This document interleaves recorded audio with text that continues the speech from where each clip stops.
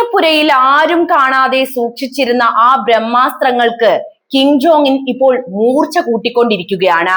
ഇത് വെറും ഒരു പടയൊരുക്കമല്ല, മറിച്ച് ശത്രുവിന്റെ ഏത് വൻ ശക്തിയെയും ചാരമാക്കാൻ ഉറച്ചുകൊണ്ടുള്ള അവസാനത്തെ തയ്യാറെടുപ്പാണ്.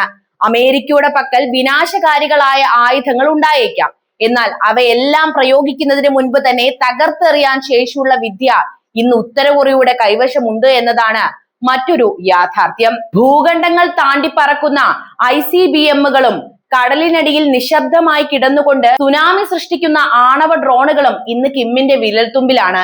ലോകം സമാധാനത്തെക്കുറിച്ച് സംസാരിക്കുമ്പോൾ ഉത്തര കൊറിയ തന്റെ ശത്രുക്കളുടെ എല്ലാ കണക്കുകൂട്ടലുകളും തെറ്റിക്കുന്ന രീതിയിൽ ആയുധങ്ങൾ വികസിപ്പിച്ചു കഴിഞ്ഞു. ആകാശത്ത് വെച്ച് തന്നെ ശത്രുവിന്റെ മിസൈലുകളെ തിരിച്ചറിയാനും അവയെ തകർക്കാനും ശേഷിയുള്ള സാങ്കേതിക വിദ്യ റഷ്യയുടെ സഹായത്തോടെ അവർ കൈവരിച്ചോ എന്ന സംശയം ലോകരാഷ്ട്രങ്ങളെ വല്ലാതെ ഭയപ്പെടുത്തുന്നുണ്ട്. ഒരൊറ്റ ബട്ടൺ അമർത്തുന്നതിലൂടെ ഏത് വൻ നഗരത്തെയും ഭൂപടത്തിൽ നിന്ന് മായ്ച്ചു കളയാൻ ഇന്ന് കിമ്മിന് അസാധ്യം കഴിയും. വജ്രായുധങ്ങൾ മൂർച്ച കൂട്ടി അദ്ദേഹം കാത്തു നിൽക്കുന്നത് പ്രതിരോധിക്കാനല്ല, മറിച്ച് തങ്ങളെ തൊടാൻ വരുന്ന ശത്രുവിനെ ഭൂമിയിൽ നിന്ന് തുടച്ചു നീക്കാനാണ്. ഉത്തര കൊറിയയുടെ ഈ ആയുധം കൂട്ടൽ കേവലം ഒരു മുന്നറിയിപ്പല്ല, മറിച്ച് വരാനിരിക്കുന്ന ഒരു വലിയ കൊടുങ്കാറ്റിന് മുന്നിലുള്ള നിശബ്ദതയാണ്. ആ നിശബ്ദത അവസാനിക്കുന്നത് ലോകം ഇതുവരെ കാണാത്ത ഒരു വിനാശത്തിലേക്കായിരിക്കുമോ എന്നാണ് എല്ലാവരും ഉറ്റുനോക്കുന്നത്. എന്താണ് കിമ്മിന്റെ പുതിയ പ്ലാൻ എന്ന് നമുക്ക് കൃത്യമായിട്ട് വിലയിരുത്താം. ഉത്തര കൊറിയ എന്ന പേര് കേൾക്കുമ്പോൾ തന്നെ ലോകരാജ്യങ്ങളുടെ നെറ്റിയിൽ ഒരു ചുളിവ് വരാറുണ്ട്, അല്ലെ? കിം ജോങ് ഉൻ എന്ന ഭരണാധികാരി തന്റെ സൈനിക ശേഷി വർദ്ധിപ്പിക്കുന്നതിൽ കാണിക്കുന്ന അമിതമായ താല്പര്യം കേവലം ഒരു പ്രദർശനമൊന്നുമല്ല, മറിച്ച് വ്യക്തമായ തന്ത്രങ്ങളുടെ ഭാഗമാണത്. കഴിഞ്ഞ കുറച്ചു കാലമായി കൊറിയൻ ഉപദ്വീപിൽ നിന്ന് ഉയരുന്ന മിസൈൽ പരീക്ഷണങ്ങളുടെ ശബ്ദം ലോകക്രമത്തെ തന്നെ ഭയപ്പെടുത്തുന്ന ഒന്നായി മാറിയിരിക്കുന്നു എന്ന യാഥാർത്ഥ്യമാണ് എനിക്ക് പറയാനുള്ളത്. എന്തിനാണ് ഉത്തര കൊറിയ ഇങ്ങനെ ആയുധങ്ങൾ കുന്നുകൂട്ടുന്നത് എന്ന ചോദ്യത്തിന് പ്രധാനമായും 3 ഉത്തരങ്ങളാണുള്ളത്. ഒന്നാമതായി കിം രാജവംശത്തിന്റെ നിലനിൽപ്പ് തന്നെയാണത്. ലിബിയയിലെയും ഇറാഖിലെയും ഭരണാധികാരികൾക്ക് സംഭവിച്ച ദുരന്തം കിമ്മിന് മുന്നിലുണ്ട്. ശക്തമായ ഒരു ആണവായുധ ശേഖരം കൈവശമുണ്ടെങ്കിൽ മറ്റൊരു രാജ്യവും തങ്ങളെ ആക്രമിക്കാൻ മുതിരില്ലെന്ന് അദ്ദേഹം അടിയുറച്ച് വിശ്വസിക്കുന്നു.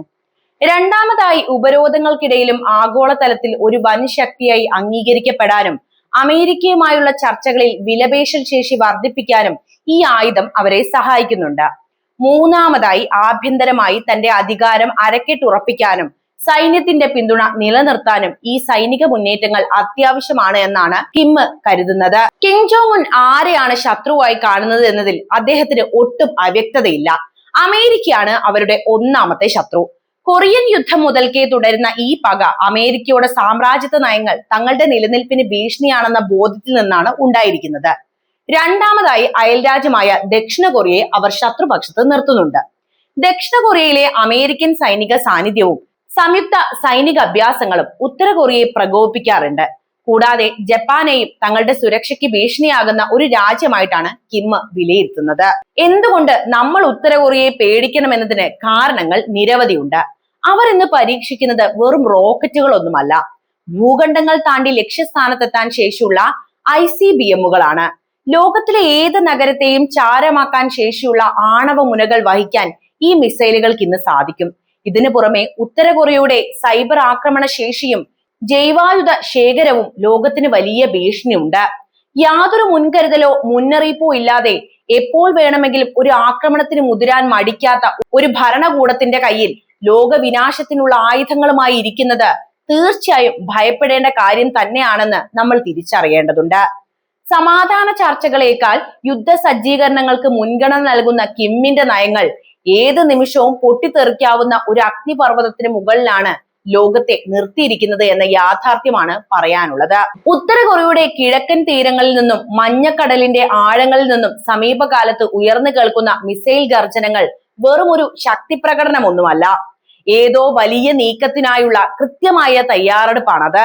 കിം ജോങ് ഉൻ തന്റെ സൈനിക തന്ത്രങ്ങളിൽ വരുത്തിയ വലിയ മാറ്റങ്ങൾ നിരീക്ഷിച്ചാൽ രാജ്യം ഒരു യുദ്ധകാലാടിസ്ഥാനത്തിലുള്ള മാറ്റത്തിന് സജ്ജമാകുകയാണ് എന്ന കാര്യം വ്യക്തമാകും. പണ്ട് പ്രതിരോധത്തിനായി മാത്രം ആയുധങ്ങൾ നിർമ്മിച്ചിരുന്നുവെങ്കിൽ ഇന്ന് ഉത്തര കൊറിയയുടെ പരീക്ഷണങ്ങൾ ശത്രുവിനെ കടന്നാക്രമിക്കാനുള്ള ശേഷി കൈവരിക്കുന്നതിലാണ് ശ്രദ്ധ കേന്ദ്രീകരിക്കുന്നത്. ഈ വർഷം നടന്ന പരീക്ഷണങ്ങളിൽ ഏറ്റവും ഭയപ്പെടുന്നത് ഹാസ്വാൻ 18 പോലുള്ള ഖര ഇന്ധന മിസൈലുകളുടെ വിന്യാസമാണ്. ദ്രാവക ഇന്ധനം ഉപയോഗിക്കുന്ന മിസൈലുകളെ അപേക്ഷിച്ച് ഇവ വളരെ വേഗത്തിൽ വിക്ഷേപിക്കാൻ സാധിക്കുമെന്നതിനാൽ ശത്രു രാജ്യങ്ങളുടെ റഡാറുകൾക്ക് ഇവയെ മുൻകൂട്ടി കണ്ടെത്തുക എന്നത് അസാധ്യമാണ്. ഇതിനു പുറമെ ശബ്ദത്തെക്കാൾ 5 ഇരട്ടി വേഗത്തിൽ സഞ്ചരിക്കുന്ന ഹൈപ്പർസോണിക് മിസൈലുകളും സമുദ്രത്തിനടിയിൽ നിന്ന് ആണവ സുനാമി സൃഷ്ടിക്കൽ ശേഷിയുള്ള ഹെയിൽ എന്ന ഡ്രോണുകളും കിമ്മിന്റെ ആവനാഴിയിൽ നിറഞ്ഞു കഴിഞ്ഞു. ഇവയെല്ലാം വിരൽ ചൂണ്ടുന്നത് ഒരേയൊരു കാര്യത്തിലേക്കാണ്: തന്റെ ശത്രുക്കൾക്ക് പ്രതിരോധിക്കാൻ പോലും സമയം നൽകാതെ ആഞ്ഞടിക്കാനുള്ള ശേഷി അദ്ദേഹം കൈവരിച്ചിരിക്കുന്നു എന്നതാണ് ആ സത്യം. ഇവിടെ മറ്റൊരു കാര്യം കൂടി നമ്മൾ പറയേണ്ടതുണ്ട്: റഷ്യയുമായുള്ള അടുപ്പം. റഷ്യയുമായുള്ള ഉത്തര കൊറിയയുടെ വർദ്ധിച്ചു വരുന്ന അടുപ്പം ഈ ആശങ്കയെ ഇരട്ടിയാക്കുന്നുണ്ട്.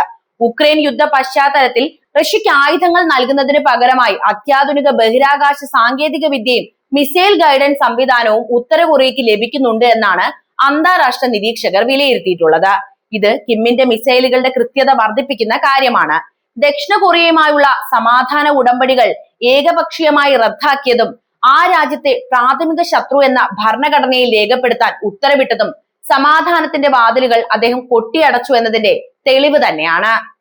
വാക്കുകളിലും പ്രവൃത്തിയിലും കിം ജോങ് ഉൻ ഇപ്പോൾ പുലർത്തുന്ന ഈ രൗദ്രഭാവം ലോകത്തിന് നൽകുന്ന സൂചന വളരെ ഗൗരവമുള്ളതാണ്. താൻ ഇനി ചർച്ചകൾക്ക് താല്പര്യപ്പെടുന്നില്ല എന്നും ആയുധബലം കൊണ്ട് ലോകക്രമത്തെ വെല്ലുവിളിക്കാമെന്നുമാണ് അദ്ദേഹം പ്രഖ്യാപിക്കുന്നത്.